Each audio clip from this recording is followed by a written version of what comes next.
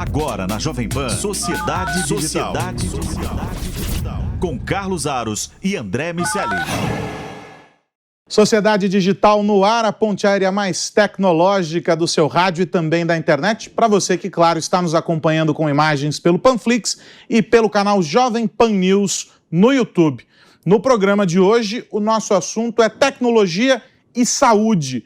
Como é que vai essa relação tão profunda entre o que é feito como inovação, como desenvolvimento tecnológico, como pesquisa no campo da saúde e que chega lá na frente na nossa vida? Vai impactar os cuidados, vai modificar tratamentos, vai fazer com que doenças possam ser identificadas com antecedência, permitindo que com esse diagnóstico precoce o tratamento também seja mais efetivo. Tem muita coisa acontecendo, os grandes centros de saúde se reorganizando e a gente vai falar um pouco sobre isso. Como é que a saúde e a tecnologia estão de mãos dadas para fazer com que a gente viva mais e melhor. E como sempre, nesse papo comigo, meu parceiro André Miceli. Tudo bem, meu velho?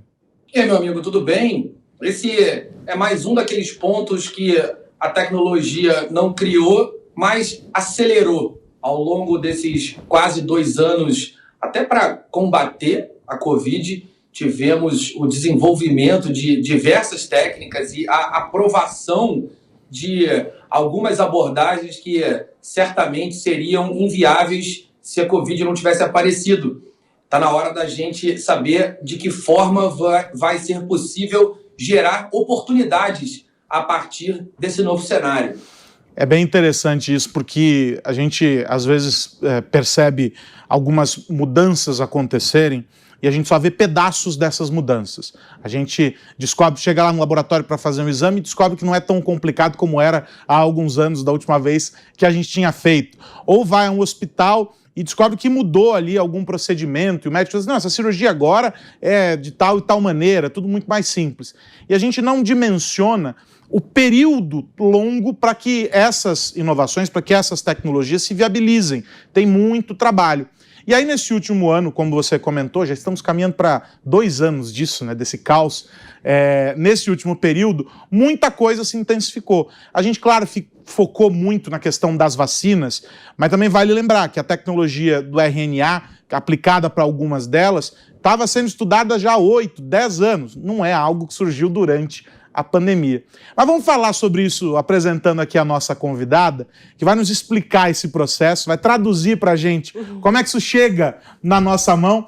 É a Camila Pepe, ela que é diretora da Origin Health e que lida com essas questões no dia a dia. Então, tudo aquilo que surpreende a gente, para você não é novidade nenhuma. Você sabe o tempo que demora para chegar, sabe o que vai acontecer daqui a algum tempo, mas essa relação entre o que a gente tem de recurso hoje na mão e o que nós vamos ter disponível como pesquisa, né? E o que nós vamos ter disponível como ferramenta para médicos, enfim, de maneira geral, essa relação de tempo, ela é muito complicada e talvez para os profissionais da saúde seja mais ou menos aquele relógio na regressiva, né? Temos uma missão que é evitar pessoas com esse problema, isso e aquilo, e precisamos correr para a questão regulatória, tecnológica e tudo mais. O tempo é crucial nesse processo. Obrigado por ter vindo aqui para esse papo com a gente. Obrigada a vocês, um prazer estar aqui. Acho que é um tema que a gente pode ficar aqui falando o dia inteiro. Horas e horas. Eu adoro especificamente falar sobre isso, um prazer estar aqui. Acho que você trouxe muito bem, a questão do tempo é o grande desafio que a gente tem hoje quando a gente fala de tecnologia e saúde, né? Porque quando a gente olha para o cuidado da saúde, cuidado do paciente, a gente sabe que isso ainda está longe de ser um assunto resolvido, né? E eu, particularmente, acho que a tecnologia é uma aliada. Você falou muito bem, está de mão dada com a tecnologia nesse sentido de trazer uma solução para isso que a gente ainda não tem hoje solucionado. Então, não consigo olhar tecnologia e saúde indo para caminhos totalmente divergentes, mas sim caminhando juntas aí para chegar nessas soluções. E isso traz benefícios que vão para todos os players, desde o paciente até a própria indústria farmacêutica, e as instituições, hospitais, clínicas. A gente consegue enxergar o benefício do uso da tecnologia em todos esses campos, né? O paciente hoje, se a gente olhar, a gente tem vários exemplos para dar, desde agendamento de consulta, agendamento de exame, a própria realização da consulta com a telemedicina, a facilidade de comunicação médico, profissional de saúde e paciente. E, como você já colocou aqui, a questão mesmo de trazer novas possibilidades de tratamento, a vacina do RNA, a gente tem vários outros exemplos voltados para a área da saúde que a gente pode usar. Então, tem muitas oportunidades por aí. André, eu sei que você não é tão hipocondríaco como eu, mas você com certeza acompanha, não é o cara que vai na farmácia para ver o que tem de novidade, mas você acompanha esse processo. A gente recebeu aqui há alguns dias não, faz alguns meses já, o CEO do Distrito.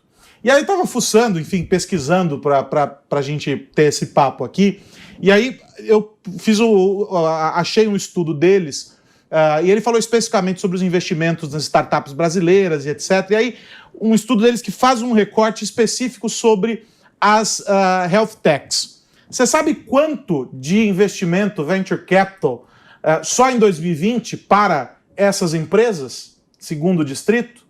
430 milhões de dólares. É muito dinheiro, André Miceli. As startups, as health techs estão com tudo. É muito dinheiro, muita oportunidade aparecendo. Não tinha exatamente esse número, mas evidentemente temos um campo muito fértil e é nessa linha que eu quero iniciar as minhas perguntas para a Camila. Quando a gente olha a inovação aqui no Brasil, Camila, em geral, a gente tem uma inovação muito mais associada às soft techs do que às hard techs. Se a gente olhar para a engenharia, a gente está muito mais ali fazendo software do que sensores ou elementos que efetivamente vão ser utilizados na indústria ou que vão chegar nas mãos do usuário final para serem utilizados. Esse tipo de inovação, normalmente, a gente importa. A gente sabe que existe um caminho importante para ser percorrido aqui no Brasil, uma série de oportunidades, e a gente pode olhar e dividir a inovação no mercado de saúde naquelas empresas que levam tecnologia da informação para a área médica, que levam inovações digitais para essa área médica, e aí com inovações digitais a gente está falando de blockchain, de nanotecnologia em geral, e a gente tem essas health techs. A gente também entrevistou aqui há relativamente pouco tempo a BIP, o César, CEO da BIP Saúde, por exemplo, e ele está ali tentando mudar a experiência de quem faz exame, por exemplo. Quando você olha para as startups brasileiras, Camila, aonde você enxerga mais oportunidades nesse momento? No mercado de software, no mercado de hardware, para quem quer empreender nesse mundo das health techs, aonde tem mais caminhos? Ótima pergunta, André. É difícil responder exatamente onde tem mais caminho, porque eu sou daquela que acredito que hoje em dia para a Health Tech tem caminho para todo mundo, né? Eu estava recentemente até lendo uma matéria falando, aproveitando esse gancho, falando para oportunidades em Odontotech. Olha porque só. Quando você comentou desse assunto que você leu da Distrito, e eles fizeram uma pesquisa e menos de 5% das Health Techs hoje são para odonto. E odontologia, sem dúvida, é uma área onde tecnologia e tudo pode fazer muito sentido. Então... E aí cabe um parênteses, né? Esse segmento aí, a odontologia, é um sucesso por franchising. Sim. Né? Aqui no Brasil, o fenômeno das franquias, principalmente em regiões mais periféricas, nos grandes centros, eles encontraram aí um nicho super importante com resultados muito bons, mas dentro de uma outra esfera. O cara que vai lá dentro da franquia e tal, operando ali sob aquela marca, né? Bom, mas aí quando a gente olha para esse cenário que a gente está hoje, né, ainda num cenário de pandemia, a gente viu que essas health techs voltadas mais para a questão de software, de sistemas que solucionem esse problema, acabaram tendo um crescimento nesse período e aí muito por conta desse momento que a gente está vivendo. Você deu o exemplo aí da BIP e é isso, né, a possibilidade de você fazer um exame dentro de casa, se vacinar dentro de casa, tudo isso ficou muito mais... As pessoas procuraram muito mais por esse tipo de serviço agora por conta desse momento que a gente está vivendo. Mas, sem dúvida, outras health techs voltadas até mesmo para desenvolvimento de produtos, seja eles voltados para o diagnóstico. Eu gosto muito de falar, a gente tem em oncologia já tratamentos que são alvos específicos. Então, o que significa isso? Você possibilitar que o paciente faça um exame e consiga saber exatamente o perfil daquele paciente pode permitir que ele use uma medicação que vai trazer um benefício melhor para ele.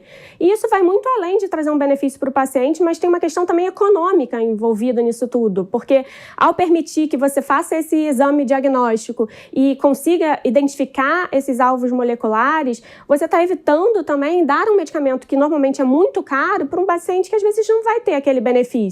Então, é algo que é além até mesmo de trazer esse benefício para o paciente, mas tem um envolvimento econômico também associado a tudo isso. E, além disso, acho que é interessante até porque aqui a gente está falando com vocês que estão muito acostumados a falar de tecnologia, o André deu exemplo aí de blockchain, inteligência artificial, enfim, a gente tem diversos outros, mas quando a gente olha para a tecnologia, medicamento é tecnologia. Muito. Muito. E a gente, às vezes, acaba esquecendo isso e olhando só para esses grandes nomes, ou nomes mais bonitos, digamos assim, que a gente possa utilizar. Mas quando a gente fala de um medicamento, de uma vacina ou de um exame diagnóstico, a gente também está falando de tecnologia. Inclusive, se a gente olhar, tem uma secretaria hoje dentro do Ministério da Saúde, que é a Secretaria de Ciências, Tecnologia, Inovação e Insumos Estratégicos, ou seja, é a secretaria que justamente avalia o que vai ser incorporado dentro do nosso Sistema Único de Saúde e medicamentos, a gente está falando. Então, a gente não precisa ir muito longe para olhar para a tecnologia em si, elas estão bem mais próximas do que a gente imagina. E quando a gente fala dentro desse universo, e a gente vê as discussões mais avançadas, principalmente no campo da genética, propondo, por exemplo, que não se atue com a aplicação de medicamentos com aquela prescrição genérica da bula, não, para grupos de X a X, tantas doses, e o que vale para um grupo estatístico. Mas entendendo efetivamente qual é a medida, qual é a dosagem correta para aquele paciente e como você vai tratar isso de maneira muito customizada. É quase que um tratamento ali personalizado, feito especificamente para aquele paciente. Isso abre um campo, Camila, para que não só os empreendedores, aqueles que estão propondo aí entrar nesse segmento, mas para que os grandes centros, que hoje já são referência, por exemplo, aqui em São Paulo, o Hospital Albert Einstein, para que comecem a trazer essa questão da genética, que é uma tecnologia que também não é nova, mas que vem ganhando e se aprimorando cada vez mais com o passar dos anos, tornem cada vez mais popular. Porque isso, sem dúvida, vai nessa mesma toada da economia, porque você vai atacar de maneira mais cirúrgica ali, né, com perdão do trocadilho, a questão envolvendo aquele paciente. O que você vê dentro desse campo envolvendo a genética como uma das referências aí para esse desenvolvimento? Isso é fantástico, né? A gente chama a famosa terapia gênica, né? Que é exatamente isso que você falou, é a possibilidade de você tratar um perfil específico de pacientes e que hoje muitos desses pacientes não têm tratamento disponível. Então, a tecnologia, nesse caso, ela veio aí até mais com um aspecto social. A gente tem milhões de pacientes que ainda não têm nenhum tratamento disponível e o uso da tecnologia exatamente nesse formato de terapia gênica, que é com esse perfil de modificar a genética para conseguir trazer ou criar um tratamento que possa cuidar daquele paciente, não necessariamente vai curar aquele paciente, mas vai permitir que esse paciente viva melhor, viva com uma qualidade de vida melhor, tenha um bem-estar associado. E isso vai muito além, né? Você está falando muitas vezes de crianças muito pequenas, então envolve família, tem uma mobilização social, né? Recentemente a gente teve aí, inclusive, o caso do Zolgensma, que polemizou vários artistas e famosos também aí divulgando, porque como sempre, está associado a um custo muito elevado e aí a dificuldade de acesso acaba sendo um limitador. A tecnologia ela é excelente, ela é prioritária nesse sentido. Agora a gente precisa ter um desafio de como tornar essa tecnologia acessível, né? Acho que esse é o grande ponto hoje. É o entrave, né? Acho que para boa parte delas, né? Exatamente. Diga lá, André. Camila, a gente sabe que todo carnaval tem seu fim. No campo da inovação, as ondas também têm. A gente não é um caso diferente. Para hipocondríacos como Carlos Aros, essas inovações vão continuar chegando até quando? A gente vai viver um ciclo muito longo de inovação ou essa curva deve diminuir, acomodar algumas dessas inovações de fato no nosso dia a dia e daqui a pouco recomeçar uma nova onda? Como você vê esse ciclo de subidas e descidas no processo de inovação dentro da saúde? Acho que você pode ficar tranquilo, Carlos. Posso? A inovação não vai. A gente tem muita coisa ainda por aí. Assim, quando a gente olha assim, para o conceito mesmo, seja de terapia gênica ou de vacina de RNA, como você comentou, é algo que já vem de muito tempo, mas ele vem se aprimorando, vem melhorando. E eu acho que o grande benefício é permitir que, mesmo usando o mesmo conceito, você possa tratar coisas diferentes, evitar doenças diferentes numa vacina, mesmo usando a mesma metodologia. Então, o potencial em termos de continuar trazendo benefícios para a população, eu acho que ele beira o infinito, né? Isso vai continuar acontecendo de uma maneira crescente, sem dúvida. E tem muita coisa, né? Outro dia vocês estavam conversando também sobre biohacking. E isso não deixa de ser também envolver tecnologia e biologia. E tem agora a criação de chips que podem melhorar a audição, visão noturna. Então, uma coisa até enlouquecedora quando a gente começa a pensar, assim, dá até um pouco de medo. Eu, pelo menos, fico, às vezes, um pouco assustada. Mas eu acho que é infinito. A questão da tecnologia, ainda para trazer ainda muita coisa para a gente, ela vai crescer, sem dúvida nenhuma. E tem até uma questão envolvida de segurança, que é do que é possível ou não fazer com isso, até onde isso pode ir, sem esbarrar em alguma questão aí de segurança de dados, com esses chips que armazenam informação. Tem que ter um cuidado também com isso. Eu vou só fazer o parênteses aqui a respeito da história do biohacking, porque nós tivemos essa conversa no podcast da MIT Technology Review, em cima de um artigo que foi publicado no site da revista, que traz a experiência do colunista sobre isso. E aí, o que é o bendito do biohacking? Só para você que está nos acompanhando entender. São os recursos que estão à sua disposição, não necessariamente como intervenção médica, mas coisas que você pode aplicar no seu dia a dia para fazer com que, de maneira orgânica, vamos colocar dessa forma, você melhore o seu potencial. Ou seja, você vai se tornar mais produtivo, né, não vai ter tanto cansaço, vai aumentar a qualidade de vida, vai dormir melhor, e etc, etc, etc. E a proposta disso, quando a gente olha sob o ponto de vista da saúde, é que isso se conecte com o ponto anterior que a gente dizia aqui, sobre a capacidade de entender o indivíduo no limite, né? Você vai lá no DNA, lá na essência daquele ser, para entender o que funciona melhor para ele, do ponto de vista de metabolismo, do organismo, etc. E aí você soma esses comportamentos a algumas dessas aplicações de saúde, então, a esse medicamento, dessa forma vai funcionar melhor e tal. E usando tudo isso, você, entre aspas, vai hackear o seu organismo para fazer com que ele seja melhor do que ele é antes desse procedimento. Esse é, de uma maneira grosseira, o biohacking. Aí eu recomendo que leiam um artigo que está lá no site, porque vale muito, muito a pena entender sobre isso, porque demanda tecnologia? Evidentemente sim, mas demanda muito mais um esforço do próprio indivíduo sobre melhorar a si mesmo.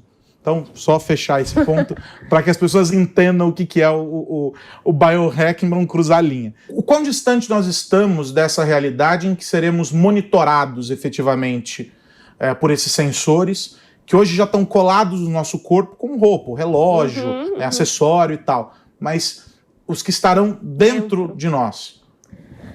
Os wearables, como você falou, eles já fazem parte do nosso dia a dia, né? E tem relatos de próprios médicos dizendo o quanto isso é é bom para eles em termos de informação, em termos de acesso de dados do paciente, de acompanhamento, que é muito mais fácil do que simplesmente pedir para o paciente ficar anotando lá diariamente o que está acontecendo no dia a dia deles, do que um próprio relógio, por exemplo, que faz esse armazenamento e a gente consegue ter esse tipo de informação. Com relação aos chips, a viabilidade deles de acesso, de estarem disponíveis, eu acho que não está distante. Eu digo isso em termos de que, assim, deles estarem disponíveis para serem utilizados. O que eu acho que está mais distante é a questão do acesso. E aí, por que isso? Não só pela questão do custo, mas também pela questão da segurança. Acho que até que isso seja permitido de ser utilizado de uma maneira geral pela população, está disponível realmente. Se você quiser, você pode colocar, você pode implementar e enfim, seja regulamentado pela Anvisa ou por todos esses órgãos. Eu acho que aí a gente ainda está um pouco distante disso, porque eu acho que ainda precisa de muitos dados para provar a segurança, não ter informação sendo levantada aí de uma maneira indevida. Acho que é mais essa questão da segurança e de acesso econômico a esse dado que está mais distante, mas a factibilidade disso acontecer, disso estar aí pronto para uso, eu acho que não está muito distante. A gente já tem alguns exemplos como esse que eu falei, do chip que permite visão noturna. Então, um chip que vai medir parâmetros clínicos, né? Acho que é algo que está muito próximo de estar disponível aí. E a gente falou outro dia sobre legislação aqui, né, André? Dizendo que o regulador está sempre a reboque da inovação. No caso da saúde, a inovação é que está à mercê daquilo que o regulador vai entender como fundamental. Não importa o quanto se avance, é preciso ter uma barreira, um filtro que diga, não, peraí, nós podemos ir até aqui, mas agora é arriscado demais, porque nós estamos tratando de vidas, não é simplesmente dizer se esse aplicativo de transporte pode rodar em tal rua ou pegar o camarada fora da faixa de estacionamento. É algo muito mais complexo. É muito doido isso, né, quando a gente pensa sobre inovação dentro desse contexto.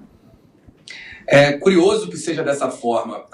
O Yuval Noah Harari, quando está avaliando essa questão dos chips e wearables, ele mencionou sobre o impacto psicológico que isso pode trazer para a sociedade, dado que hoje em dia o nosso organismo só nos alerta de um pequeno percentual dos problemas que ele enfrenta e, na imensa maioria das vezes, corrige sozinho todas as disfunções do nosso organismo, ou o organismo, tenta tratar e pede socorro só quando não consegue, nesse pequeno percentual, essas disfunções, aos poucos, elas vão estar à mostra. Os chips, wearables e insidables vão ser responsáveis por capturar essa informação, o que, para você, Carlos Aros, é uma excelente notícia, mais uma vez, um programa cheio de boas notícias para você, o paraíso dos hipocondríacos. Você vai poder se dar conta de outros tantos problemas que tem e hoje em dia ficam escondidos. E aí eu fico pensando nessa infodemia, né, a epidemia de informação e nos impactos que isso pode trazer na sociedade. E eu queria perguntar para a Camila o quanto ela entende que a tecnologia da informação associada à saúde pode trazer desdobramentos psicológicos importantes para essa sociedade na qual estamos inseridos e se, de alguma maneira, essas questões éticas e morais vão ser pesadas na hora dos órgãos reguladores avaliarem as soluções que são disponibilizadas para a gente.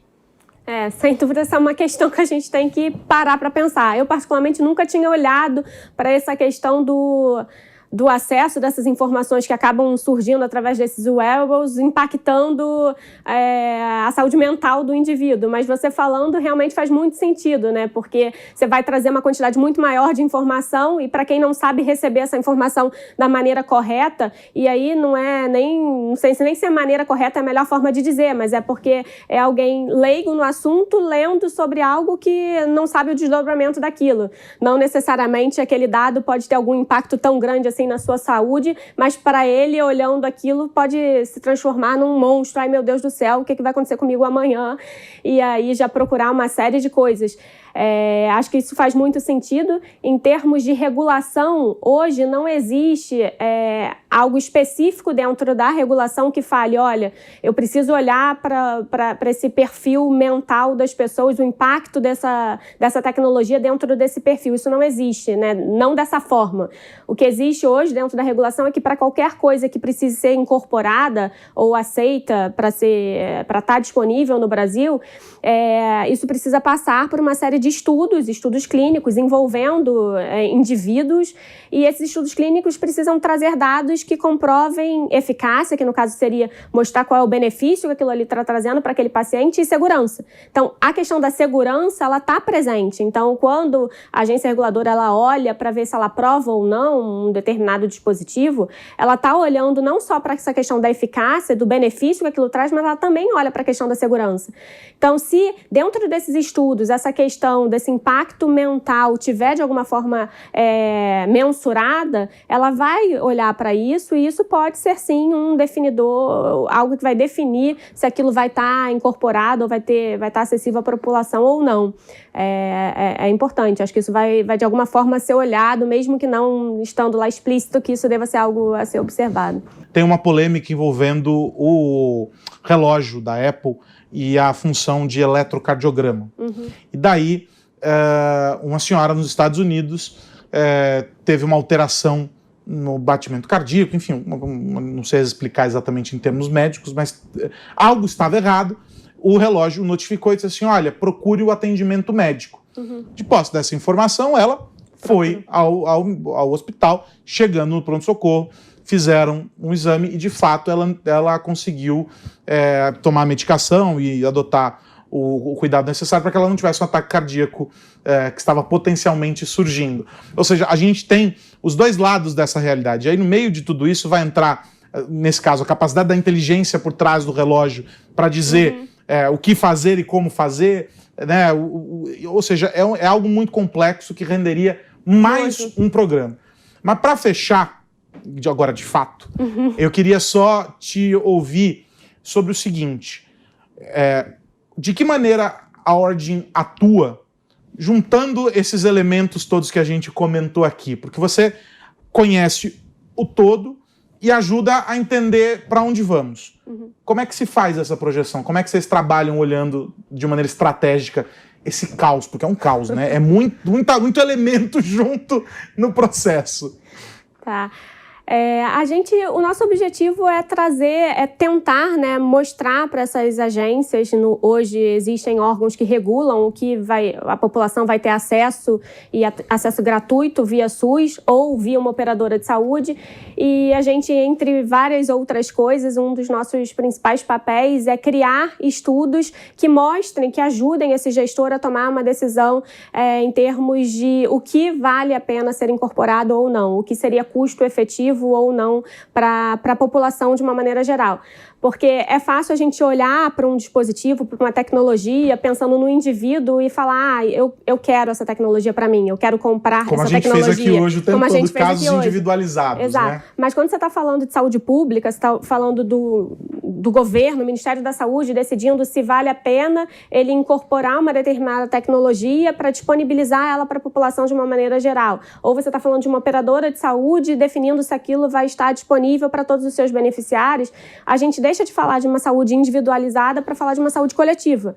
E a gente precisa de modelos que auxiliem esse gestor a fazer isso, e mais uma vez a tecnologia está aí nos ajudando. Nesse processo. Porque o que a gente faz é pegar esses dados de ensaios clínicos que são criados num horizonte de tempo pré-definido, com um número estabelecido de pacientes, extrapolar esses dados dos estudos clínicos por um horizonte de tempo maior. Então, se a gente está falando de uma doença crônica, por exemplo, a gente acompanha esse paciente que ali naquele estudo clínico controlado foi acompanhado, por exemplo, por 5 anos, e eu projeto o que aconteceria com esse paciente ao longo dos próximos anos, seja pela vida toda dele.